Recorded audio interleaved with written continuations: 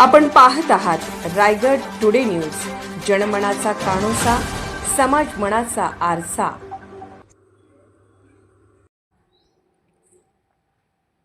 बिबट्या आला रे आला। भल्या सकाळी नागगावकरांची तारांबळ उडाली। सर्व नागरिकांनी सुरक्षित ठिकाणी राहावे, अनावश्यक बाहेर पडू नये। सरपंच हर्षदा मयेकर, नागाव, हर्षल मोरे।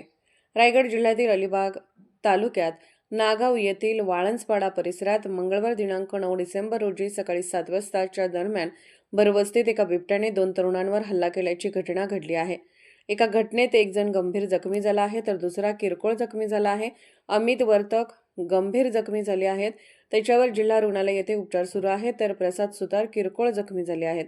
या बिबट्याने इतकी दहशत निर्माण केली आहे की नागाव परिसरातील ग्रामस्थ व पर्यटक यांच्या घरात बंदिस्त झाले आहेत। या घटनेनंतर तातडीने रोहा येथील वनविभागाच्या रेस्क्यू पथकाने नागाव येथे धाव घेतली असून नाशिकहून एक रेस्क्यू पथक लवकरात लवकर घटनास्थळी पोहोचणार असल्याची माहिती समोर आली आहे। पोलिसांनी घटनास्थळी पोहोचून परिसरात दक्षता वाढवली आहे।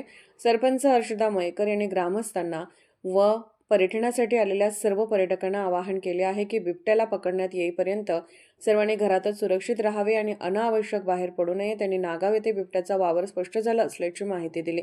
तसेच वन विभागाकडून बिबट्याचा शोध सुरू झाला आहे। मी हर्षदा निखिल मयेकर, सरपंच नागाव।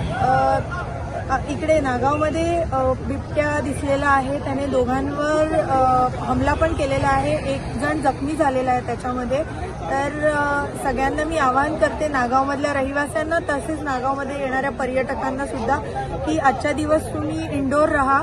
रेस्क्यू टीम आलेली आहे, पोलीस प्रशासन इकडे पोहोचलेलं आहे।